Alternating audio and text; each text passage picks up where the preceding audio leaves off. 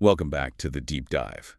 Today, we are really opening up the hood on human interaction. We've got a whole stack of research here, everything from cognitive behavioral therapy to, linguistic analysis, and it all seems to point to one specific agonizing moment. A moment that every single person has felt. Absolutely. Doesn't matter if you're an extrovert, an introvert, or somewhere totally in between. This is the great equalizer. It really is the great equalizer of social interaction. So I want you to picture the scene. You're at a networking event, maybe it's a friend's barbecue, and you're talking to someone new. Mm-hmm. The classic scenario. And it's going okay, the momentum is there, you've exchanged the pleasantries, you're nodding, they're nodding, everything seems fine. And then just, without warning, you hit a wall. The stall, the crash, the silence. Right. And it's not just that you stop talking, it's a physical sensation, isn't it? It's like this mental traffic jam. It is. Your mouth is ready to move. Yeah. Your face is all prepped to articulate a sentence, but your brain is just stuck on that loading screen, is buffering. Yeah, that is a perfect description. The literature actually calls this the brain buffer. And it's exactly that, a mental traffic jam where your cognitive load hits 100%, but your verbal output just plummets to 0. And the result is always that incredibly painful moment where you just sort of look at the person, panic in your eyes, and you go, so? Yeah. Oh. The official tombstone of a dying conversation. It's the worst. And then comes that silence. It feels like it lasts for an hour, even if it's only, 5 seconds? It feels like an eternity. It's that awkward pause that I think we dread more than almost anything else in a social setting. So the typical reaction, and I think I speak for a lot of us here, is to immediately internalize that failure. You're standing there in the silence, and the only thought in your head is, I'm boring, or I'm socially broken. Why can't I just be normal? Exactly. But looking at the psychological breakdown in the materials we've been analyzing for this deep dive, that whole self-diagnosis it's completely backward, isn't it? It's 100% backward. The research is very clear on this. Going blank isn't a failure of generation, it's a failure of filtration. A failure of filtration. Okay, say more about that. You aren't running out of things to say. You are suffocating them before they ever have a chance to be said. Wow. Okay, so we're not empty, we're clogged. That is a massive, massive distinction. It's everything. And it brings us to the core concept that really anchors this entire deep dive. This idea of the internal bouncer. The internal bouncer. I love this metaphor. Yes. This is the idea that really unlocks the mechanics of why we freeze up in conversation. So let's break this down. We're not talking about some guy in a tight black t-shirt at a club. No. We're talking about a mechanism in your brain. Think of your prefrontal cortex. That's the part responsible for decision-making, social behavior, all that stuff. Right. Think of it as a very, very strict nightclub bouncer. And he's standing at the velvet rope that separates your mind from your mouth. And I'm guessing this bouncer is not very lenient. Not at all. And there's a good evolutionary reason for that, We have to remember that for most of human history, social exclusion was basically a death sentence. If the tribe kicked you out because you were weird or annoying, you didn't survive. It's as simple as that. So your brain is fundamentally wired to be hyper cautious about what you say and do. It's a survival mechanism. So when I'm standing there talking to a stranger, my brain is generating all these ideas, but this bouncer is treating every potential sentence like it's a threat to my very survival. Exactly. Let's say you're in a lull. Your brain, in a split second, generates a thought. I like your shoes. Okay, simple enough. But the bouncer immediately grabs it and checks it against his list. Is it too weird? Is it too intimate? Is it clever enough? Will they think I'm shallow for commenting on shoes? Is this a high-status thing to say? And while he's running this whole security clearance, I'm just standing there in silence looking like an idiot. Precisely. The silence you hear is the sound of the bouncer winning.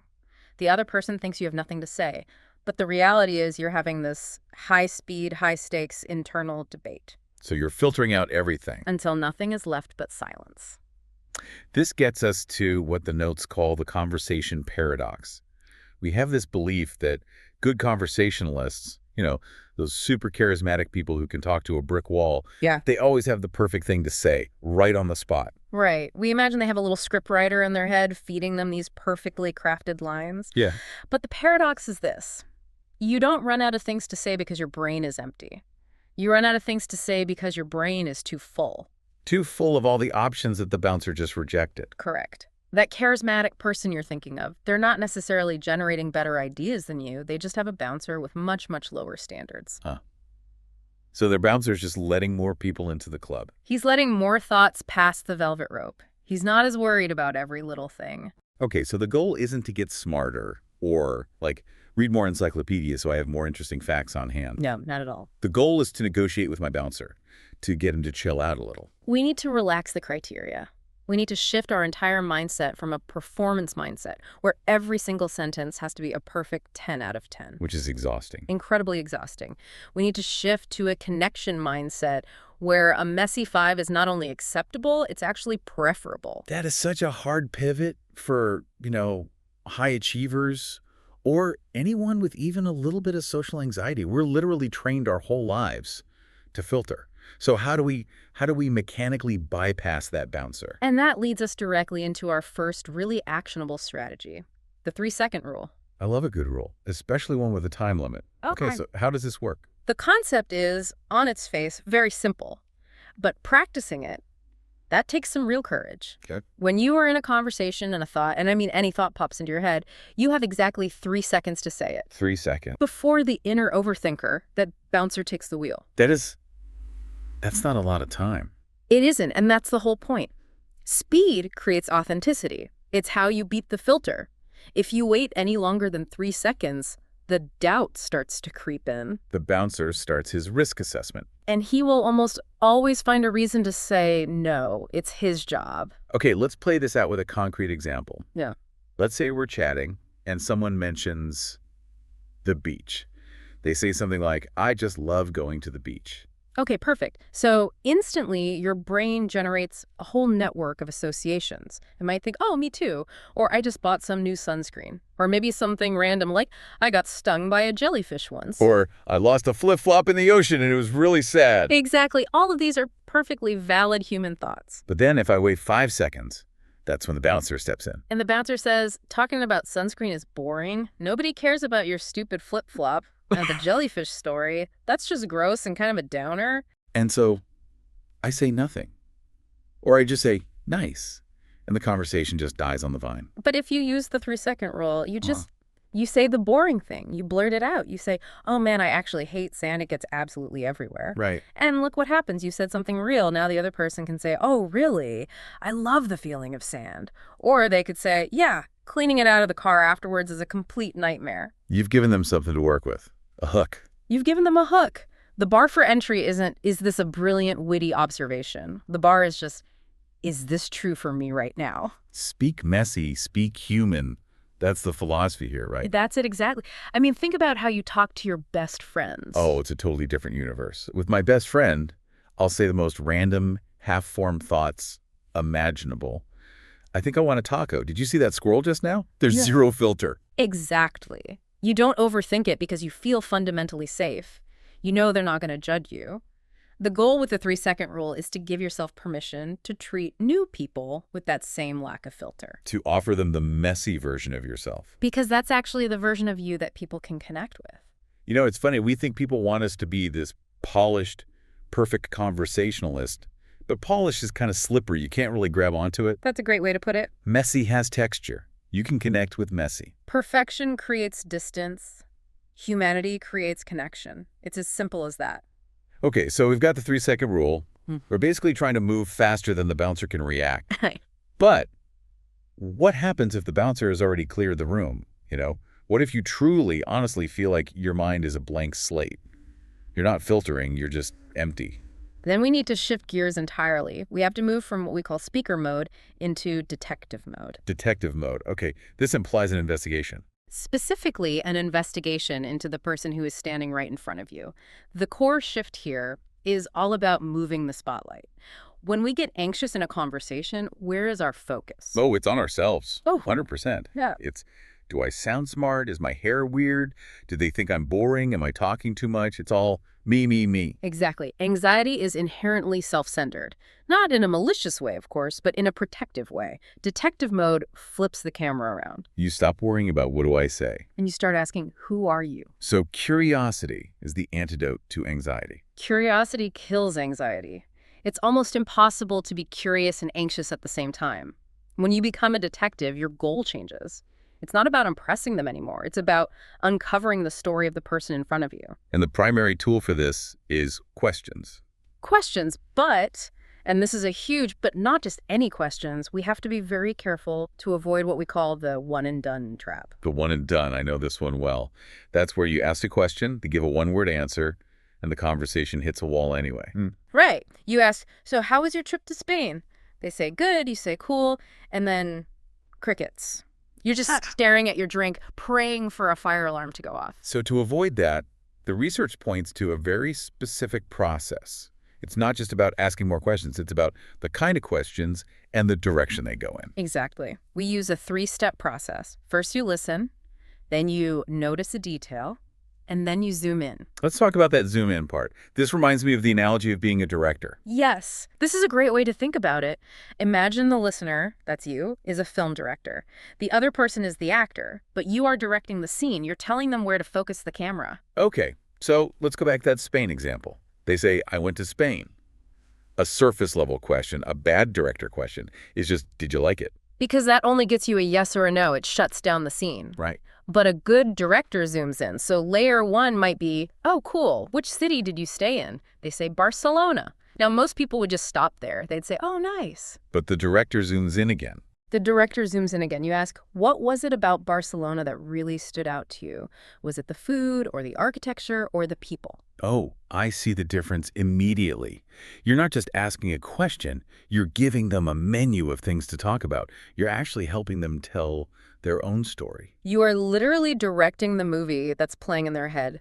When you ask, was it the food or the architecture, you force them to visualize their trip. They have to access their memory bank. And then they're not just giving a generic answer. He'll say, oh, it was definitely the food. We had this paella on the beach one night that was just unbelievable. And boom, now you're not making small talk anymore. Now you're hearing a story about paella on a beach in Spain. You're having a real conversation. The gold is always in the follow-up, never in the opener. The opener is just you knocking on the door. The follow-up is them inviting you inside and letting you look around. And there's a biochemical reaction happening here too, isn't there? When someone feels genuinely listened to. It triggers dopamine in their brain. It is incredibly rewarding for a human being to be the center of focused, positive attention. So by being interested, you become interesting. You become the most interesting person in the room to them because you are making them feel seen and heard. You're making them feel good about themselves. Okay, so we've got the 3-second rule for when we have ideas, but we're just too scared to say them. We've got detective mode for when we need to get the other person talking. Now let's move into the mechanics of actual conversational flow. This next section is what I think is the most technical and maybe the most powerful concept in this entire deep dive. Yes. This is a technique formerly known as threading. Threading. It sounds like sewing, but it's really about seeing the hidden structure inside a sentence. It is the ability to see multiple potential topics or threads within a single statement. It's about realizing that almost every sentence someone speaks isn't a single point. It's actually a bundle of different conversations just waiting to happen. We have a great case study for this in the notes. The hiking in Colorado sentence. I really want to break this down in detail because once you see this, you really can't unsee it. It changes how you listen. Okay, so let's say someone says to you a simple sentence. I went hiking in Colorado with my brother, but the weather was awful. Okay, on the surface, that's just, a complaint about a trip. But if you have what we're calling conversation X-ray vision, you see the nouns and you see the hooks. Let's count them out. All right. Thread 1 is obvious. Hiking. That's the activity thread. You can ask about that. Oh, do you hike often? Is that your main hobby? Are you training for something big? Okay. Thread 2, Colorado. That's the location thread. You could go, I've never been to Colorado. What's it like? Is it really as mountainous as people say? Then you have thread 3, the brother. That's a relationship thread. Oh, are you guys close? Is he older or younger? Do you travel together a lot? Right. Then thread 4, the weather. A shared experience thread. Everyone can complain about the weather. Oh, nothing ruins a trip like bad rain. Was it storming the whole time? And finally, thread 5, which is more subtle, awful experiences. That's an emotional thread that sounds so frustrating. Do you have a lot of travel disaster stories? Wow. That's 5 completely different conversations packed into one single sentence. 5 different paths you could walk down. Exactly. And this is what we call conversation insurance. Conversation insurance, I like that. If you pull on the hiking thread and they give you a really dry answer like, it was okay. Maybe they don't actually like hiking that much. They just went because their brother wanted to. You haven't failed. You haven't failed. You just drop that thread and you pick up another one. Okay, so maybe you're not a big hiker, but tell me about your brother. Are you too close? It turns the conversation into a choose-your-own-adventure book. Yeah. You're never actually stuck. You just need to learn how to spot the threads. But I want to pause here for a second because I know what some listeners might be thinking. That was an easy one. Right. That example is a gift-wrapped sentence. It has, 4 different nouns in it? It's really dense. That's easy mode.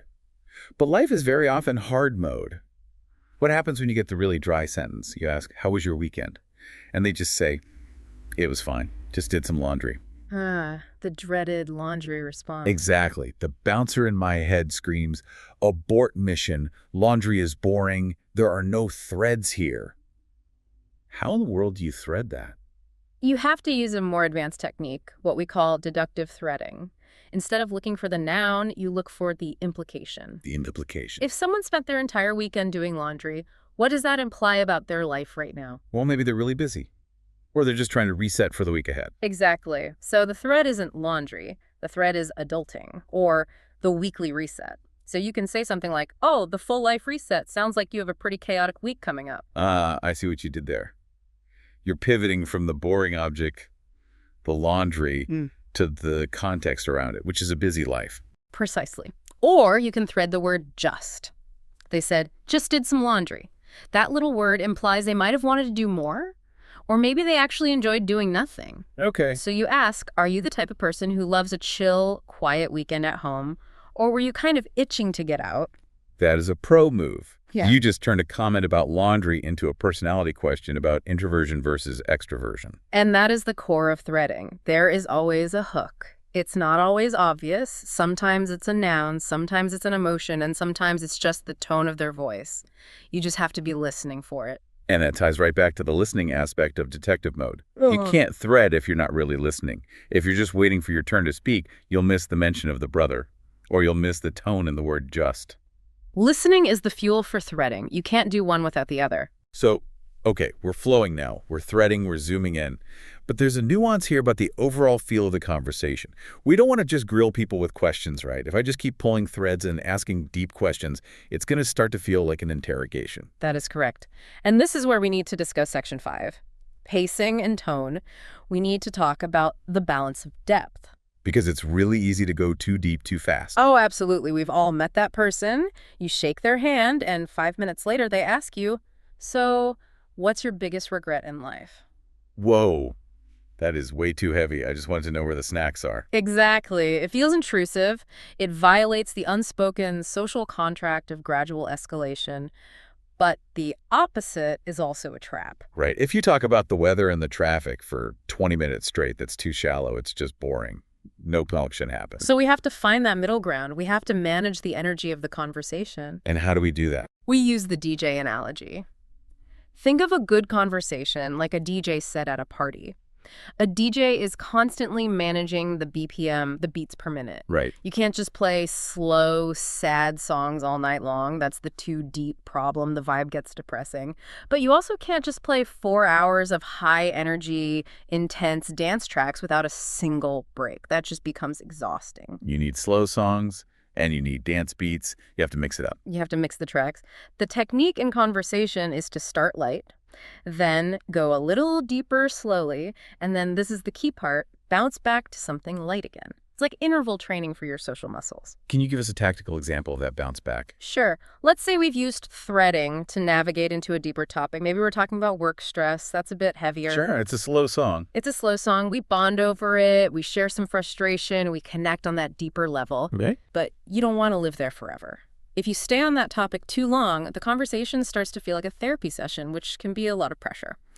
So you execute a vibe reset. A vibe reset. You say something like, speaking of stressful work stuff, have you seen that funny video where the guy falls asleep in a Zoom meeting? The pivot. You acknowledge the heavy topic, but you pivot to something funny and light. Total vibe reset. Now you're both laughing. Or you can go the other way. You're laughing about some silly TV show, which is light, And you can pivot deep by saying, do you think the shows we watch actually change how we think about the world? Ooh, that's a good one. Philosophical. It keeps the conversation dynamic. It prevents it from stalling out in one single emotional gear, whether that's too heavy or too shallow. It makes the conversation feel like a journey with different scenery rather than just a long, flat road. Yeah. And it signals to the other person, hey, we can be real, but we can also have fun.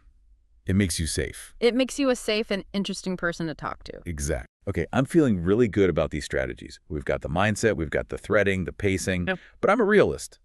Even with the absolute best preparation, sometimes things just go wrong. Sometimes the brain just decides to go on vacation without filing the proper paperwork. That's where crisis management comes in. Yes, the total absolute mind blank. You've done the threading, you've done the detective work, and suddenly there's nothing. Just white noise between your ears. It happens to the best of us, and when it does, you need to have your mind blank recovery techniques ready to go. We've got 2 specific tricks for this in the notes. Let's start with trick number 1, the environment scan. This is exactly what it sounds like. When your brain locks up, stop looking inside for ideas. The well is dry. Look outside.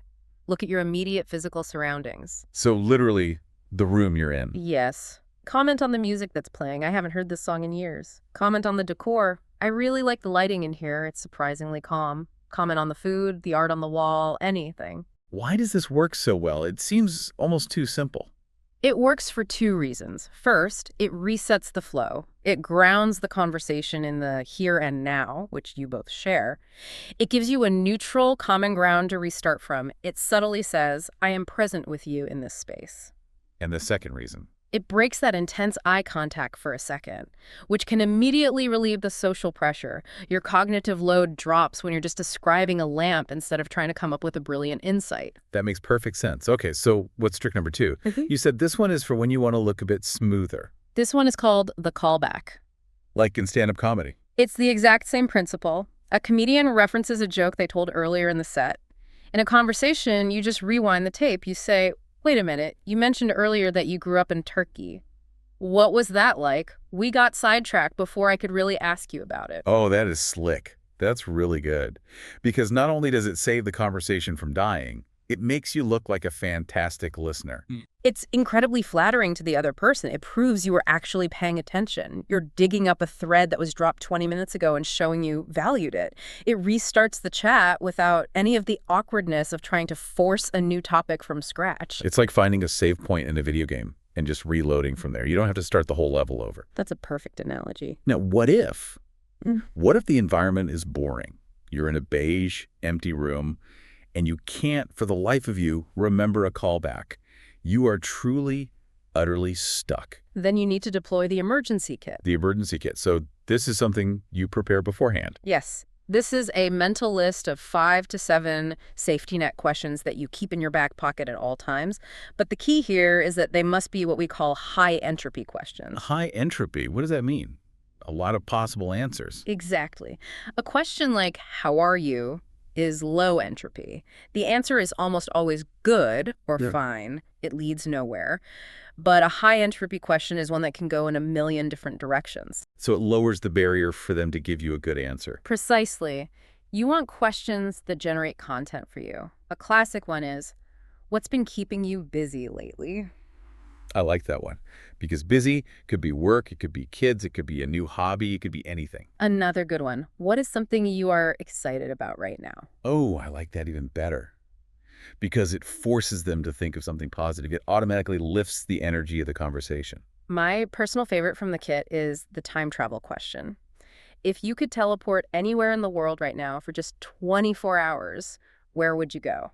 That's a great one. It's fun, it's hypothetical, so there's no wrong answer. And it tells you so much about what they value. Do they choose a quiet beach? They value relaxation. Do they choose Paris? They value culture and art. Do they choose their parents' house? They value family. It's a backdoor personality test. And crucially, it breaks the pattern of the room. If everyone around you is making boring small talk about the bad catering or the weather, and you ask about teleportation, you've instantly changed the entire energy. You become the most interesting interaction they've had all night. But, and this is important, There is a maintenance requirement for the emergency kit. You have to update it. You have to update it, treat it like a music playlist. If you use the same 3 questions for 5 years, they get stale. You'll sound rehearsed and robotic. Swap them out every few months so they feel fresh and genuine to you. That's a great point. If you're bored asking the question, they'll definitely be bored answering it. Precisely. Your own enthusiasm matters. Okay, we are coming into the home stretch here. We've covered how to start a conversation, how to sustain it, how to thread it, and how to rescue it when it's sinking. But a deep dive on conversation wouldn't be complete without talking about the ultimate goal, which is actual connection. Right. Because we aren't just trying to fill the air with noise to avoid awkwardness. The goal is to actually connect with another human being. Yeah. And the fast track to real connection is vulnerability. We call this the personal touch in the notes. Specifically, it's about self-disclosure. To make a conversation memorable, at some point, you must offer a small piece of yourself. And I want to be clear, we're not talking about dumping your childhood trauma on the cashier at the grocery store. Right. We need to respect the self-disclosure ratio. It has to be appropriate for this situation. It doesn't need to be your whole life story. It just needs to be one small, honest detail. Let's go back to the movie example from earlier. Okay, someone asks, did you like the movie? The impersonal, boring answer is just, yeah, it was good. But try this instead. You say, yeah, I really liked it. It actually reminded me a lot of my sister. We used to fight just like those characters when we were kids. Boom. That one little add-on, reminding me of my sister, it changes everything. It turns small talk into real talk in a single sentence. You have just opened a door. Now they can ask about your sister, or they can share a story about their own siblings. You signal that you are a real person with a real life, not just a conversational robot programmed with opinions. And it invites them to reciprocate. Vulnerability is contagious in a good way. If you show a little bit of your real self, it makes them feel safe to show a little bit of theirs. And that is how friendships are actually formed, not by exchanging facts and opinions, but by exchanging little pieces of ourselves. Finally, we have to talk about how to get out. The exit. The exit. This is where so many otherwise good conversations go to die a slow, painful death.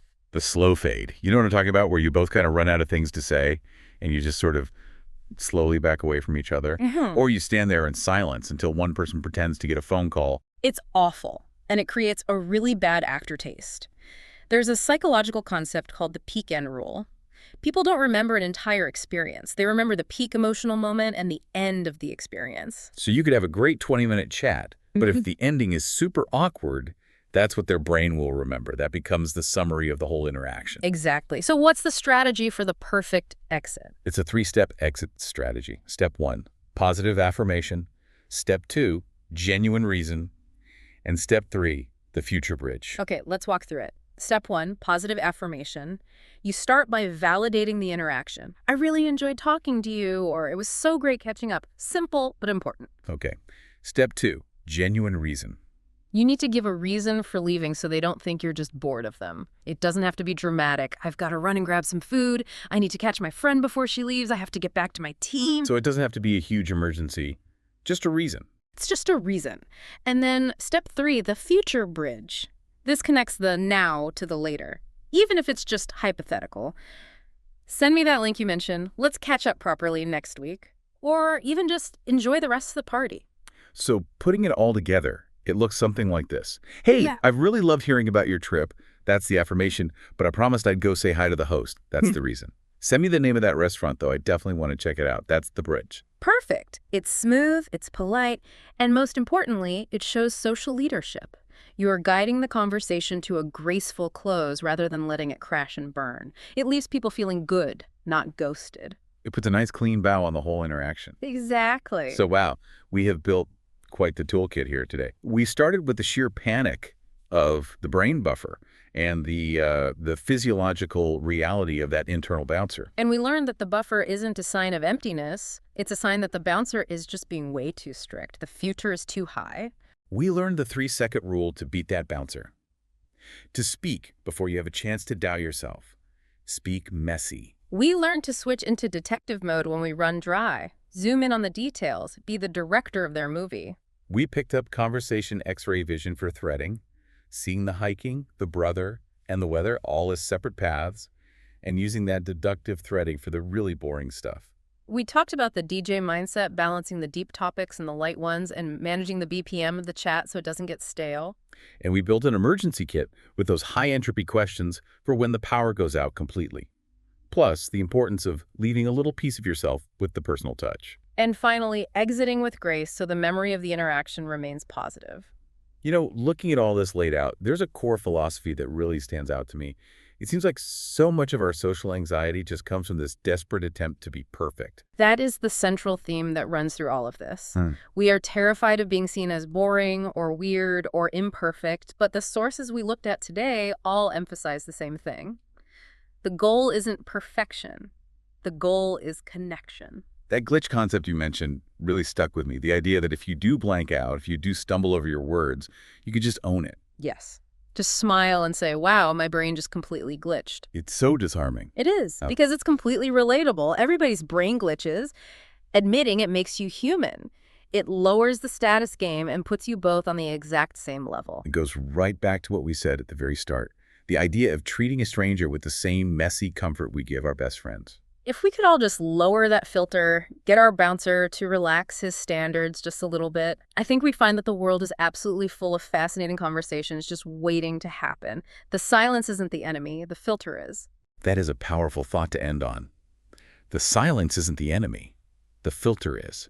So next time you feel that traffic jam starting in your brain, remember, you've got 3 seconds. Say the messy thing. Ask the curious question. And if all else fails, just admit you're human. Absolutely. Thank you so much for walking us through all of this. I feel like I'm ready to go talk to, well, anyone, really. That's the spirit. And to you listening, thank you for diving deep with us. We'll see you in the next one.